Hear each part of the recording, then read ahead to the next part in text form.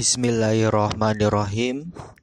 Wala yajuzu dan tidak boleh apa bay'us samroti menjual buah mutlakon secara mutlak illa ba'da buduwi solahiha kecuali setelah tampak kondisi baiknya samroh. Kecuali setelah tampak kondisi baiknya samroh. Ini bisa diambil kesimpulan bahwa jual beli buah-buahan yang masih ada di pohon apabila kondisinya belum matang, belum masak, maka jual belinya bisa sah dengan syarat ada kesepakatan antara penjual dan pembeli untuk dipanen buahnya. Kalau seandainya jual beli buah-buahan yang belum matang, yang masih ada di pohon, tanpa ada kesepakatan dipanen, entah itu kesepakatannya buahnya ditetapkan di pohon atau tanpa ada kesepakatan sama sekali, maka jual beli yang semacam ini tidak sah. Gitu ya. Kemudian seandainya buah-buahan yang masih ada di pohon itu sudah matang, maka ini hukum menjual buah-buahannya sah. Baik ada kesepakatan dipanen buahnya atau kesepakatan ditetapkan buahnya atau tanpa ada kesepakatan sama sekali untuk dipanen buahnya atau ditetapkan. Nanti hukumnya sah semua seandainya buah yang di pohon sudah matang. Perbedaannya, konsekuensinya, apabila kesepakatannya adalah dipanen, maka ya harus dipanen buahnya. Ketika kesepakatannya tidak dipanen, dalam arti ditetapkan buahnya di pohon, maka itu pun harus ditetapkan buahnya di pohon. Dan penjual wajib merawat buahnya. Artinya si penjual harus menyirami pohonnya dan menjaga buah-buahan itu dari hama dan seterusnya. Atau tanpa ada kesepakatan, maka ini bebas. Bisa si pembeli itu memanen atau dia membiarkan buah-buahannya itu ada di pohon. Kalau seandainya si pembeli membiarkan buah-buahannya ada di pohon, maka si penjual pun wajib merawat buah-buahan yang belum diambil si pembeli. Itu kasus apabila jual beli buah-buahan yang masih ada di pohon dan yang dijual hanya sekedar buah-buahannya saja. Apabila yang dijual itu adalah buah-buahan beserta pohonnya, maka ini ya hukumnya sah. Entah itu buahnya sudah matang atau belum. Gitu ya. Nah, untuk di kitab takrib itu kan ada istilah budu wisolahiha, tampak kondisi baiknya samroh atau buah. Itu nanti untuk menentukannya tinggal dilihat. Semisal buah-buahan yang kondisi baiknya itu dengan perubahan warna, seperti buah anggur, itu kondisi baiknya kan dia warnanya menjadi warna ungu. Maka ketika anggur sudah berwarna ungu, oh berarti dia sudah matang, sudah dalam kondisi baik. Atau buah-buahan yang kondisi baiknya itu tidak dengan perubahan warna, seperti contoh tebu ya, dia kan tidak berubah warna. Maka kondisi baiknya itu ya ketika rasa dari tebu itu sudah manis. Atau semisal padi Maka kondisi baiknya padi itu ketika dia sudah keras. Itu tinggal ditentukan secara umum atau secara kebiasaan. Kondisi baik itu melihat dia sudah layak untuk dimanfaatkan atau belum, begitu. Kemudian wala bai'uma, dan tidak sah menjual sesuatu fihi, yang itu di dalamnya ar-riba, bermula unsur riba, bijinsihi, dengan jenisnya ma, rotban, halnya dalam kondisi basah, illal labana, kecuali susu. Yang ini tidak sah juga menjual sesuatu yang ada unsur ribanya.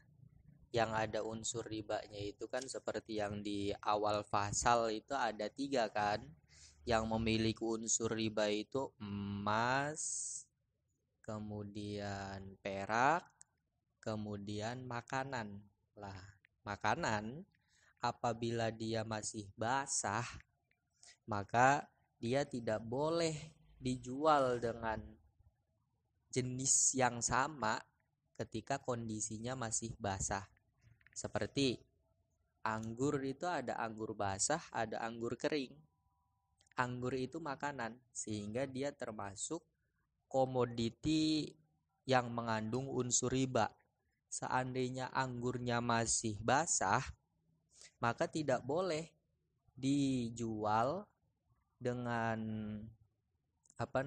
dalam kondisi dia masih basah. Jadi barter gitu.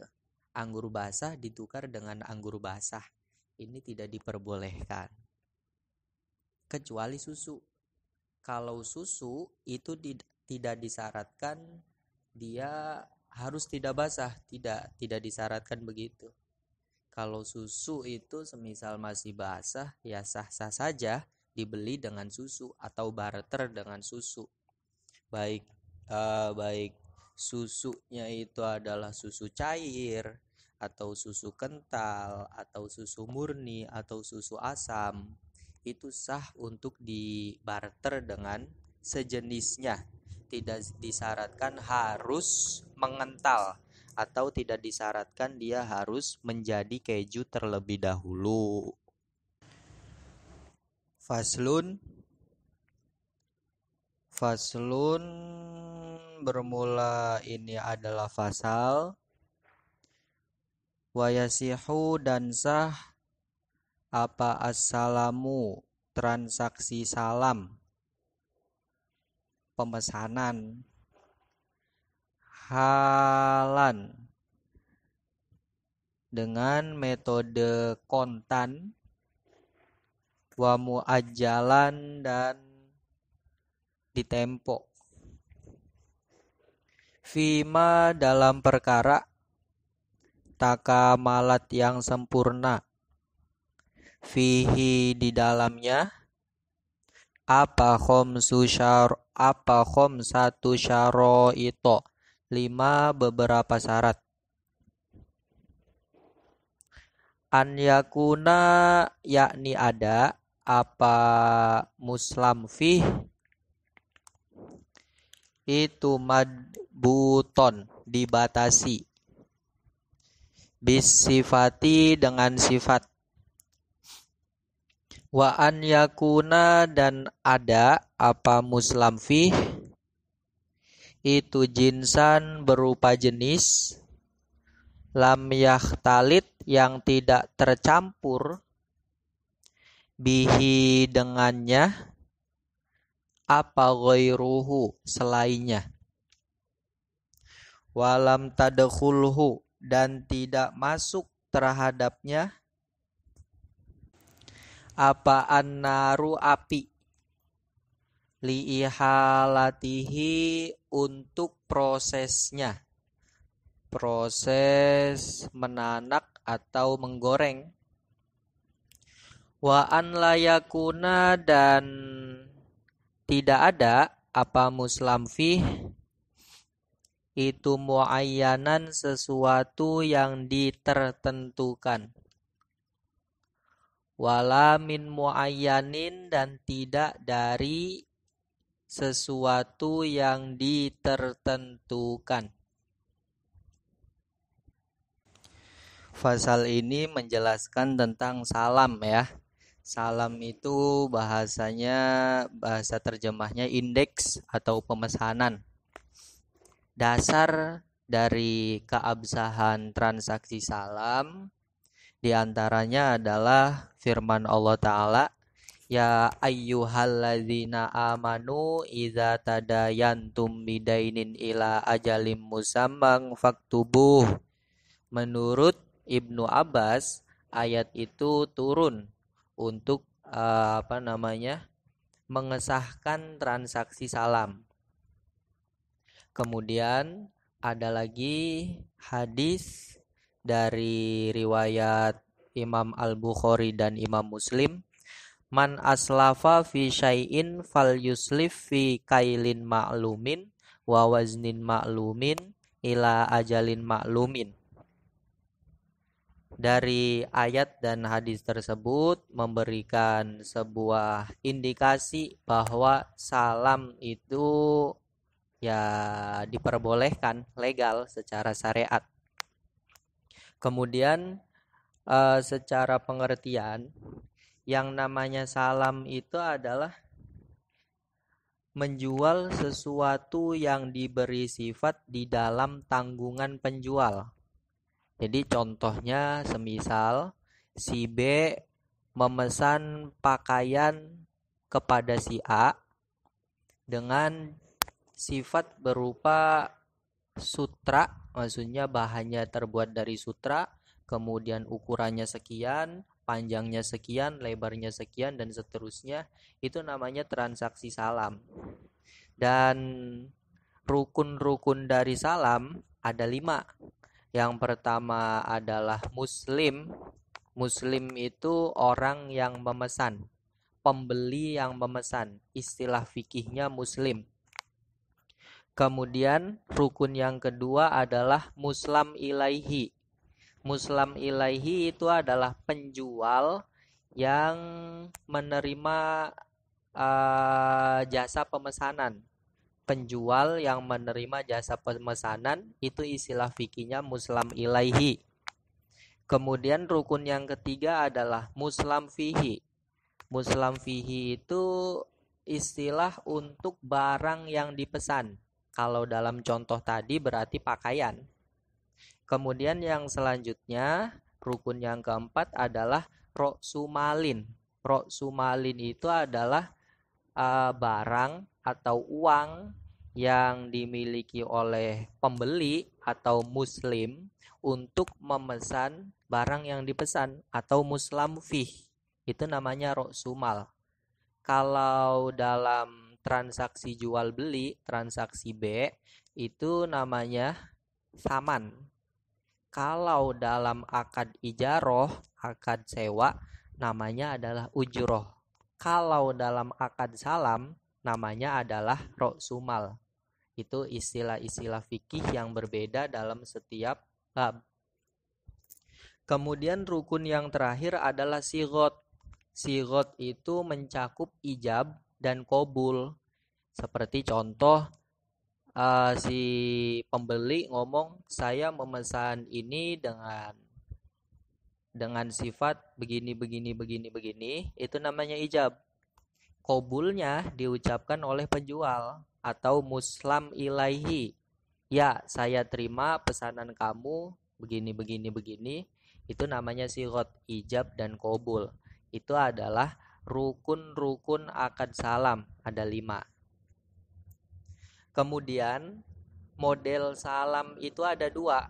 Wa yasihu assalamu halan wa muajalan. Ada yang kontan, ada yang ditempo. Maksudnya ini muslam fihnya ya. Muslam fihnya diserahkan kepada pembeli dalam kurung muslim itu ada kalanya yang langsung diserahkan, ada kalanya yang ditempo. Kalau yang langsung diserahkan itu contohnya semisal si muslim, si pembeli ngomong, saya memesan pakaian yang sifatnya begini begini begini begini, kemudian mungkin kebetulan barang yang dipesan itu sudah ada gitu. Barang yang dipesan itu sudah ada, ya sudah disiapkan gitu oleh si penjual. Maka itu nanti pakaiannya diserahkan langsung. Maka namanya ini adalah akad salam yang hal. Kalau akad salam yang muajal atau ditempo, itu seperti halnya si pembeli muslim ngomong, saya memesan pakaian yang ukurannya sekian sekian sekian dengan harga sekian, dan mereka berdua sepakat nanti pakaiannya itu jadi dan diserahkan kepada pembeli di hari selanjutnya atau di minggu depan dan seterusnya. Itu namanya akad salam yang muajal. Nah, ada dua model dari salam, ada hal, ada muajal. Ini menurut Imam Syafi'i. Kalau menurut imam yang lain, yang tiga, Imam Abu Hanifah, Imam Malik bin Anas, Imam Ahmad bin Hambal, kalau akad salam dengan metode yang hal, dengan metode kontan, itu tidak dianggap sah oleh imam yang tiga. Tapi kalau menurut Imam Asy-Syafi'i ini tetap dianggap sah. Kemudian ada beberapa syarat agar akad salam itu menjadi sah. Yang ada 5 ini. Yang pertama adalah an yakuna madbuton bisifati. Maksudnya muslam fih atau barang yang dipesan harus dibatasi dengan sifat. Muslam fi harus dibatasi dengan sifat yang bisa menimbulkan berbeda-bedanya tujuan pada barang yang dipesan tersebut. Ya artinya seperti tadi, kayak memesan pakaian gitu ya, bahannya dari apa, kemudian ukurannya seberapa dan seterusnya. Dan syarat barang yang dipesan itu harus dibatasi dengan sifat. Jangan sampai penyebutan sifatnya itu yang yang menghantarkan muslam fih atau barang yang dipesan itu sulit ditemukan. Seperti contoh, si pembeli muslim memesan pakaian yang ukurannya sekian sekian sekian dan bisa berjalan sendiri atau bisa menghasilkan uang. Lah ini kan bagi muslam ileh, bagi penyedia jasa pesanan itu sulit untuk menghasilkan pakaian yang semacam itu. Maka kalau syaratnya yang model atau sifatnya yang menyusahkan atau yang menyulitkan terhadap penjual, maka ini tidak diperbolehkan. Itu syarat yang pertama ya. Muslam fih harus dibatasi dengan sifat. Sekiranya muslam fih itu bisa dibedakan dengan barang yang lain. Kemudian syarat yang kedua adalah wa an yakuna jinsan lam yakhtalit bihi ghairuhu. Muslam fih merupakan komoditi barang yang tidak tercampur dengan barang lain. Maksudnya kayak contoh semisal si muslim memesan harisha. Harisha itu makanan khas di Arab ya. Jadi dia itu merupakan bahan-bahan pokoknya adalah daging, kemudian tepung, kemudian air. Dan seluruh bahan pokok ini, daging, tepung, dan air adalah bahan-bahan yang memang dimaksud. Maksudnya barang-barang yang memang diambil gitu nanti. Dia bahan-bahan pokok, bukan pelengkap maksudnya. Itu nanti namanya harisah kalau sudah jadi. Daging, tepung, air. Ya, itu maka kalau memesan harisah ini tidak sah. Karena dia tercampur dengan dagingnya tercampur dengan perkara lain, yakni roti dan air. Beda halnya kalau seandainya campurannya itu hanya sekedar pelengkap, seperti contoh apa? Seperti contoh mentega gitu ya. Mentega itu merupakan bahan dasarnya adalah susu dan semisal garam gitu ya. Maka garam ini tidak dianggap bahaya sebab garam ini termasuk bahan yang sifatnya adalah pelengkap untuk kemaslahatan si susu itu. Beda halnya dengan contoh yang pertama tadi harisa. Kalau harisa itu ya memang bukan pelengkap. Dagingnya atau tepungnya, airnya itu bukan pelengkap, melainkan bahan dasar. Gitu ya. Nih. Kemudian syarat yang nomor 3 adalah walam tadkhulhun naru liihalatihi. Dan muslam fi tidak tidak diproses dengan api. Maksudnya untuk membuat dia siap saji itu tidak diproses dengan api terlebih dahulu. Entah itu proses menanak atau proses menggoreng. Pokoknya jangan sampai diproses dengan api. Nah, ini mengecualikan apabila diproses dengan api tapi tujuannya adalah untuk memisahkan barang yang dipesan dari sesuatu yang lain. Contoh semisal madu dari lebah itu diproses dulu dengan api. Ada orang yang memesan madu gitu ya, kemudian sebelum dia menjadi madu murni itu kan diproses dengan api dulu, kemudian madu itu terpisah dari semacam lilin gitu. Nah, ini proses yang hanya sekedar memisahkan madu. Ini tidak masalah kalau proses kemasukan apinya adalah untuk memisahkan barang yang dipesan dari sesuatu yang lain gitu. Kemudian syarat yang nomor 4 adalah wa alla yakuna muayyanan. Barang yang dipesan tidak boleh ditertentukan. Ya, contohnya semisal begini. Saya memesan pakaian ini yang dipakai oleh budak ini. Saya memesan pakaian ini yang dipakai oleh orang ini. Nah, itu kan berarti barang yang dipesannya berupa pakaian yang ditertentukan, yang ditunjuk. Itu nanti tidak sah. Itu syarat yang keempat. Kemudian syarat yang terakhir walamin muayyanin, dan tidak barang yang dipesannya itu tidak dari barang yang ditertentukan. Ya, kalau di sini contohnya semisal saya memesan beras yang ada di karung itu. Nah, ini nanti tidak sah. Atau kalau contoh yang ditawarkan oleh Asy-Syekhul Khatib, contohnya semisal saya memesan kurma yang ada di rumah ini. Itu tidak sah nanti. Gitu.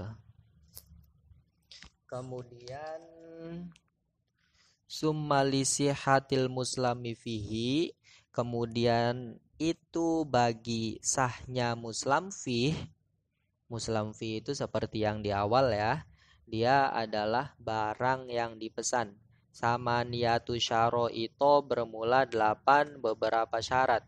Syarat muslam fi ada 8. Ini untuk membedakan dengan transaksi yang lain. Salam itu hampir mirip dengan macam B yang nomor 2. B yang kemarin itu kan by uainin musyahadatin kan. Macam yang pertama dari B adalah menjual sesuatu yang dilihat. Kemudian macam yang kedua adalah by usyai'in mausufin fi dhimmah, menjual sesuatu yang disifati dalam tanggungan. Ini sama. Apa modelnya? Itu sama. Yang membedakan itu segotnya. Kalau by usyai'in mausufin fi dhimmah yang dalam macam-macam B itu dengan menggunakan redaksi saya membeli atau saya menjual barang yang sifatnya begini. Tapi kalau akad salam itu dengan redaksi salam. Berarti saya memesan barang yang sifatnya begini. Itu yang membedakan.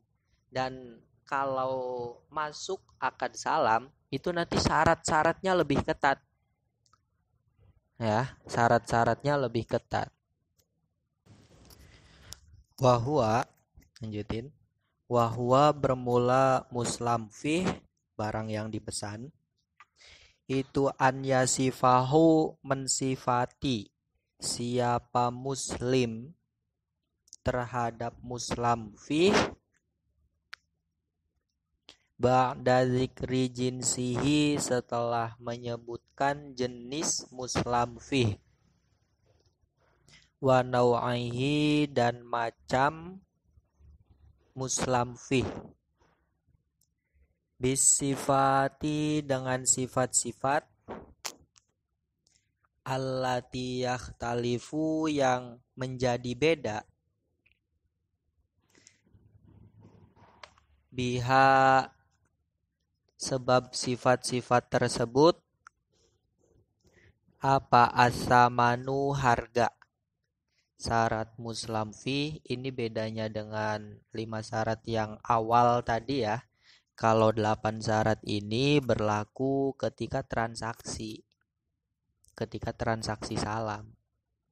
Syarat yang pertama adalah si muslim dalam kurung pembeli yang memesan harus mensifati muslam fi setelah ia menyebutkan jenis dan macamnya. Dan sifat-sifat itu harus sifat-sifat yang spesifik, artinya yang membuat barang yang dipesan itu harganya berbeda dengan barang lain. Contoh begini, semisal memesan baju, maka pertama disebutkan bahannya apa, kemudian baju gamis atau baju koko atau bagaimana. Kemudian macamnya juga disebutkan. Semisal dari sutra yang dari Arab atau dari Indonesia. Kemudian disebutkan juga ukurannya, panjang pendeknya, lebar luasnya. Kemudian bahannya itu kasarnya seberapa, tipisnya seberapa, lembutnya seberapa, tebalnya seberapa. Itu harus jelas. Itu syarat yang pertama. Kemudian wa an yadhkuro dan menyebutkan sapa muslim qadrohu terhadap ukurannya muslam fih.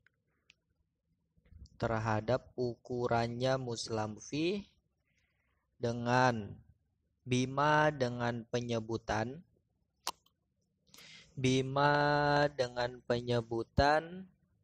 yanfi yang meniadakan apa ma al-jahalata terhadap ketidaktahuan anhu dari muslam fih. Maksudnya ini disebutkan ya, kalau memesan pakaian itu jumlahnya berapa, atau kalau memesan beras itu berapa liter atau berapa kilo dan seterusnya. Itu syarat yang kedua. Wa in kana muajalan dan jika ada apa salam itu muajalan model salam yang ditempo. Zakaro maka menyebutkan siapa muslim waktu mahilihi terhadap waktu jatuh temponya muslam fih.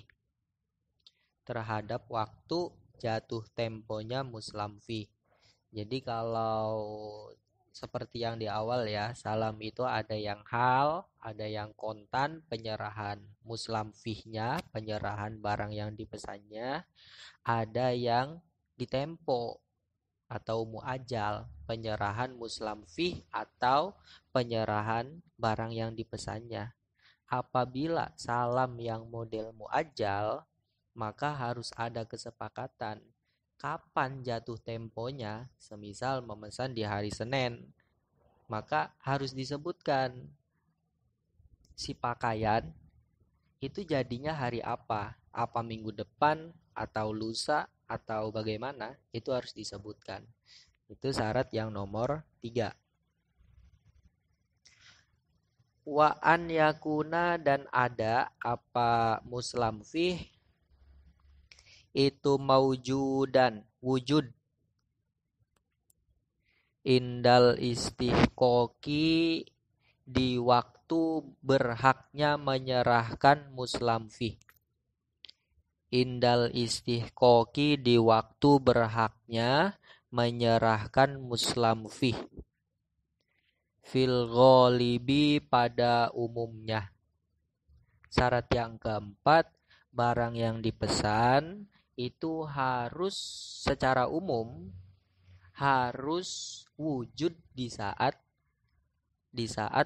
jatuh tempo, di saat waktu penyerahan muslamfih. Semisal di Indonesia itu musim mangga dari bulan Januari sampai bulan April ya.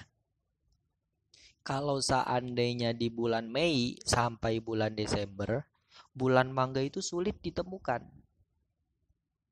Maka seandainya ada orang yang melakukan transaksi salam berupa mangga yang jatuh temponya adalah di bulan Mei sampai Desember, itu nanti tidak sah. Karena mangga di bulan-bulan tersebut itu sulit ditemukan. Ya, gitu. Itu syarat yang nomor 4. Kemudian syarat yang nomor 5, wa an yazkuro, dan menyebutkan siapa muslim mau diaqobdihi, terhadap tempat penerimaan muslamfih. Tempat penerimaan muslamfih. Semisal sudah sepakat jadinya lusa, kemudian harus ada kesepakatan juga bahwa tempat penyerahan barang yang dipesan itu di mana. Lah syarat ini hanya berlaku jika tempat penyerahan barang yang dipesan itu tidak umum dijadikan tempat transaksi, tidak umum dijadikan tempat penyerahan barang yang dipesan, seperti halnya di sungai. Nah, itu maka harus disebutkan tempatnya ya, di sungai harus disebutkan. Tapi kalau tempatnya itu umum ya, umum dijadikan penyerahan barang, umum dijadikan tempat transaksi seperti di pasar, di mall, itu tidak perlu disebutkan. Ya, syarat yang nomor 5 hanya berlaku jika memang tempat penyerahannya tidak umum dijadikan tempat penyerahan barang. Tapi kalau umum, maka syarat kelima ini tidak berlaku. Atau tempat penyerahan barangnya itu di tempat yang umum dijadikan tempat transaksi, tapi salah satu dari muslim, pemesan atau penjual, untuk sampai ke sana itu memerlukan biaya. Maka ini pun harus disebutkan tempatnya. Semisal pemesanannya itu di Kediri, kemudian tempat penyerahannya di Bandung misal, maka itu harus disebutkan tempat penyerahannya di Bandung. Itu syarat yang nomor 5. Wa an yakuna, dan ada apa asamanu, uang ya, uang saman atau roksul mal, itu makluman diketahui. Syarat yang nomor 6, harganya harus diketahui ketika transaksi itu ya. Saya memesan pakaian yang sifatnya begini dengan harga sekian. Itu harus disebutkan harganya. Wa an yataqobado, dan saling terima siapa muslim dan muslim ileh qobelat tafarruki, sebelum berpisah. Nah, ini syarat yang nomor 7 ya. Syarat yang nomor 7, si muslim itu harus menyerahkan roksul mal, atau menyerahkan uang harga dari barang yang ia pesan kepada si penjual sebelum keduanya berpisah. Ya. Kalau seandainya muslim fih, itu ya tidak harus serah terima di tempat, ya tergantung nanti apakah salam yang model halan atau salam yang model muajjal, tinggal dilihat itu. Cuman intinya kalau syarat yang ketujuh itu maksudnya serah terima berupa uang dari harga barang yang dipesan, itu harus serah terima di tempat transaksi sebelum mereka berdua berpisah. Wa an yakuna, dan ada apa aqdus salami, akad salam itu najizan, yang lestari, la yadkhuluhu, yang tidak masuk terhadap akad salam, apa khiyarus syarti, khiyar syarat. Kemudian syarat yang terakhir, akad salam ini harus najizan. Najizan itu langsung, atau bahasanya itu najizan tidak ada kendala gitu. Dia akan terus eksis tanpa ada syarat apapun. Ya, di sini kalau akad salam dia tidak bisa adanya khiyar syarat. Khiyar syarat seperti yang telah lewat. Contoh dalam jual beli ya.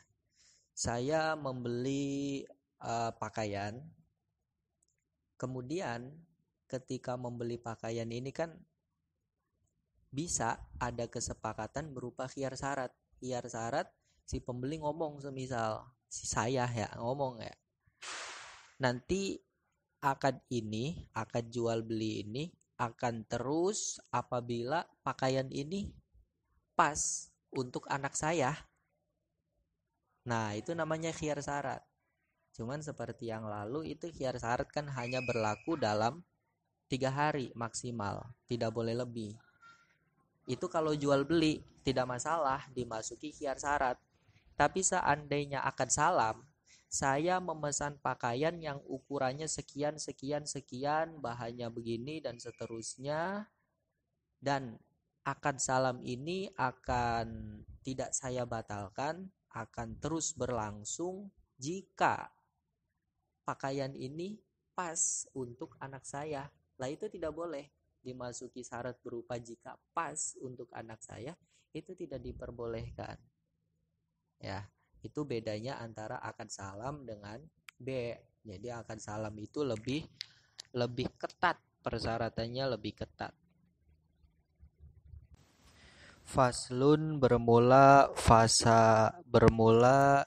ini adalah fasal menjelaskan hukum gadai atau rohen.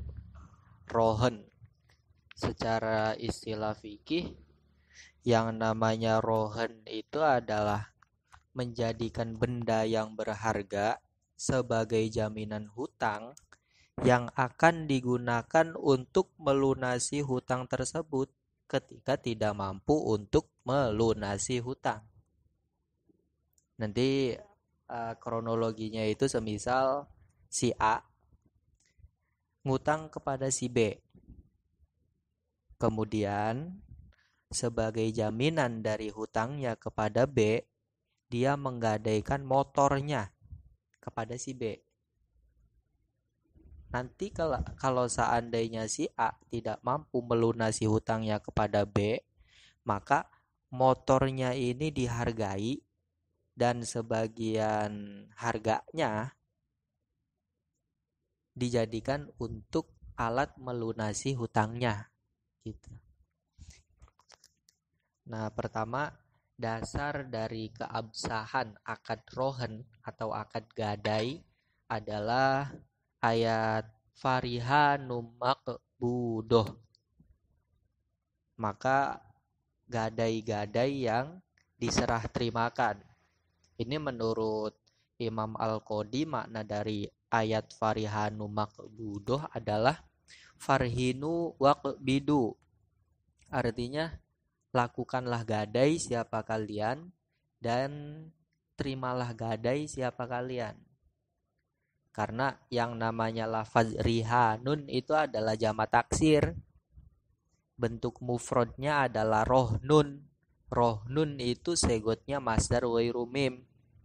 Kalau masdar ghairu mim besertaan dengan fa, maka dia artinya bukan masdar ghairu mim lagi, tapi artinya adalah fi'il amr.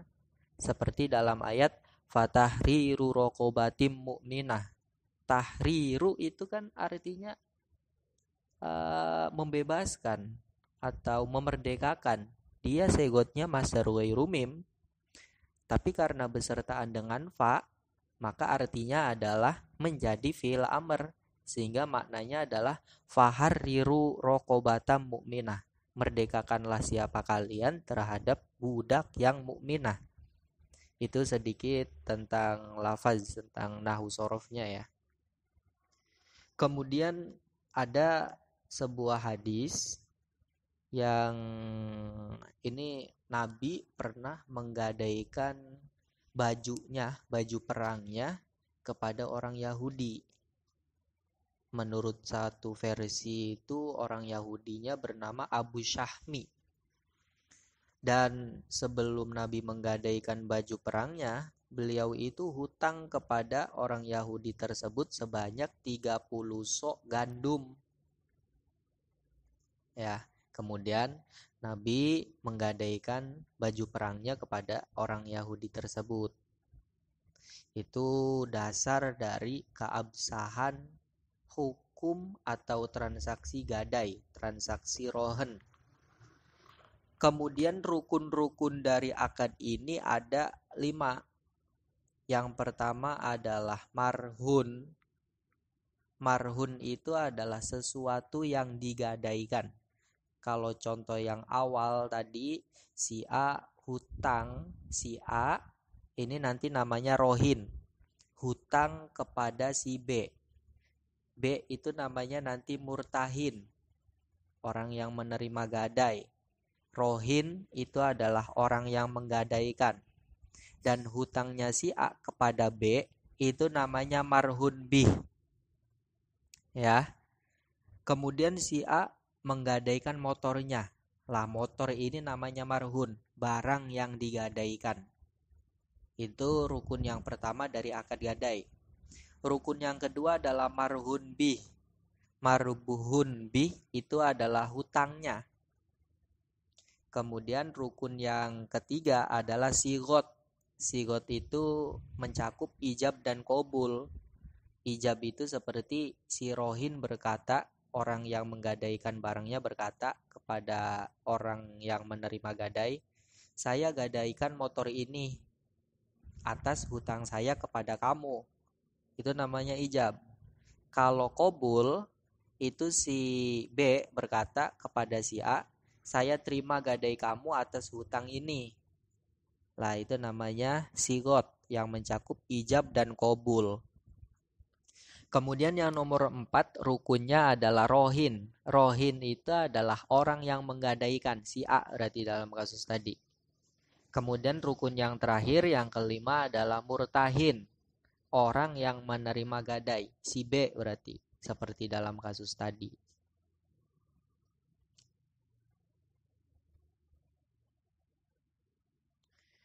Kemudian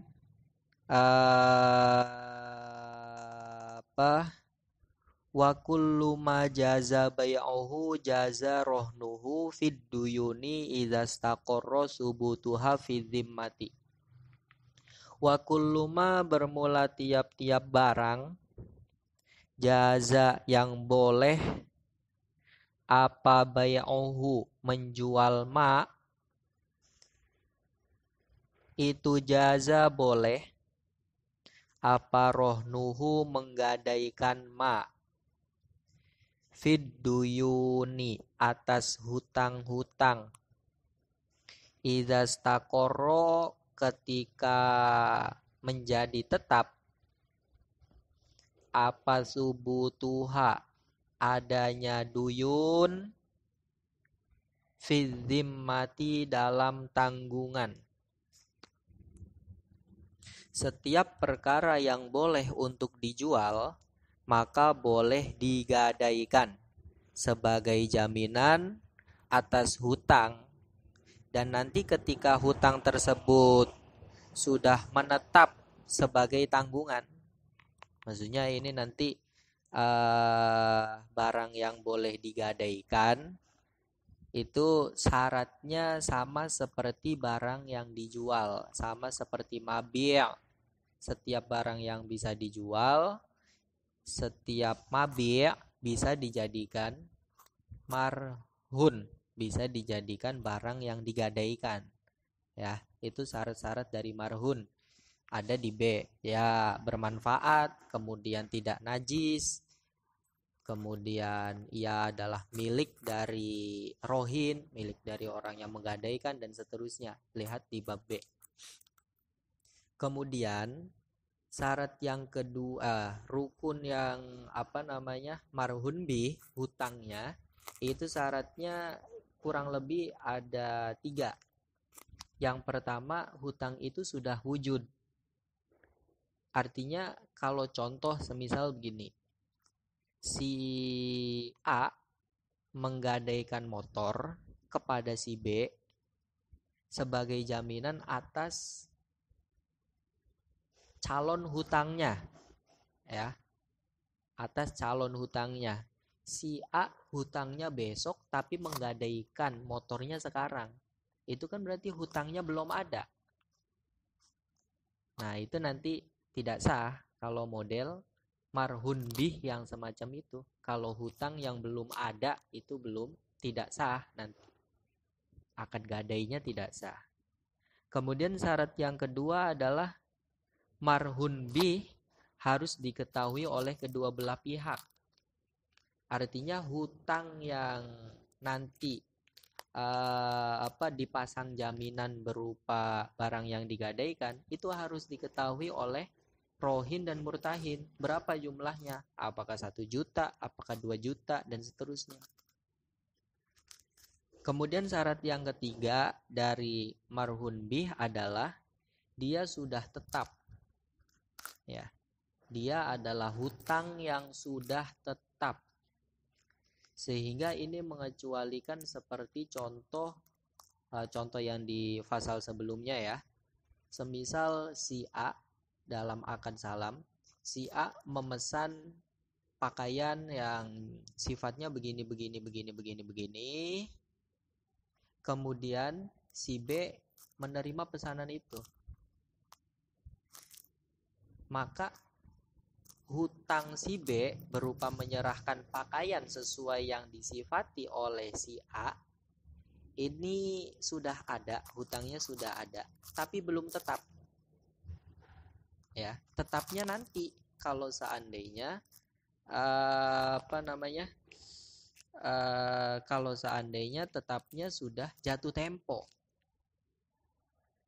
Gitu. Kalau belum jatuh tempo, maka hutangnya si B untuk menyerahkan pakaian yang dipesan oleh si A ini belum tetap. Gitu. Wali rohini, dan itu bagi rohin, orang yang menggadaikan, ar-ruju'u bermula menarik kembali, fihi pada marhun, barang yang digadaikan, malam yakbidhu, selagi belum menerima siapa murtahin terhadap marhun. Selagi belum menerima siapa murtahin terhadap marhun. Gitu. seandainya barang yang digadaikan ini belum diterima oleh orang yang menerima gadai, maka si rohin, orang yang menggadaikan, berhak untuk menarik kembali barang yang akan ia gadaikan. Gitu. Rohin berhak menarik kembali marhun selagi marhun belum diterima oleh murtahin. Begitu istilah fikihnya. Ya kalau dicontohkan ya contohnya seperti si A punya hutang kepada si B, kemudian sebagai jaminan si A menyerahkan motor kepada B. Lah itu namanya motornya marhun. Lah sekira motor ini belum diterima oleh si B, oleh murtahin, ya, B itu murtahin, maka si A boleh menarik kembali motornya. Tapi kalau seandainya si B sudah menerima motornya, sudah menerima marhun, maka si A tidak berhak untuk menarik kembali motornya. Gitu. Walayad manuhu, dan tidak mengganti rugi terhadap marhun. Siapa al-murtahinu, orang yang menerima gadai. Illa bit ta'addi, kecuali sebab kecerobohan.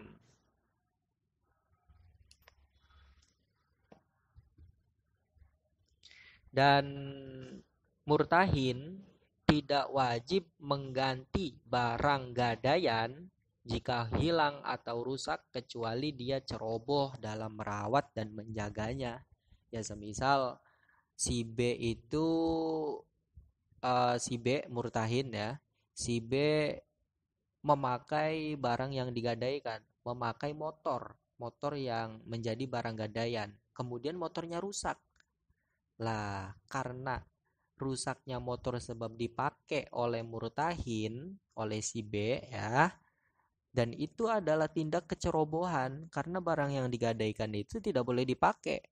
Maka kalau seandainya motornya rusak, si murtahin wajib ganti rugi. Tapi seandainya tanpa kecerobohan kok tiba-tiba barang yang digadaikan rusak, maka si murtahin tidak wajib untuk mengganti rugi terhadap kerusakan marhun.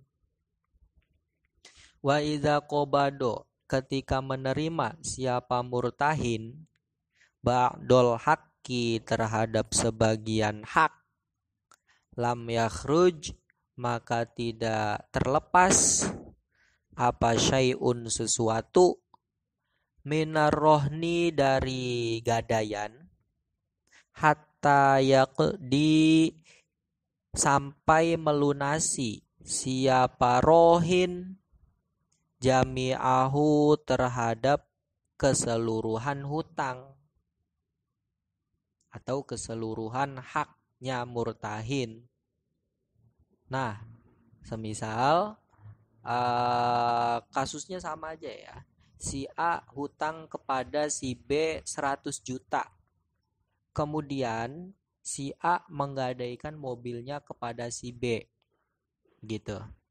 A ini namanya rohin, B namanya murtahin. Hutang 100 juta namanya marhun B. Kemudian mobil namanya marhun. Ketika si A, si rohin, ini sudah membayar separuh hutangnya, sudah membayar semisal 50 juta kepada murtahin, kepada B, maka mobilnya ini tidak boleh diambil oleh si A sampai si A melunasi hutangnya yang 100 juta. Nah, gitu. Kalau hutangnya sudah dilunasi semua, baru barang gadaiannya bisa diambil. Tapi kalau belum dilunasi semua, maka ya tidak boleh diambil. Itu masih sebagai marhun, sebagai barang yang digadaikan. Wallahu a'lam bishawab. Lahumul Fatihah. A'udzubillahi minasyaitonirrajim. Bismillahirrahmanirrahim. Alhamdulillahirabbil alamin arrahmanirrahim maliki yaumiddin.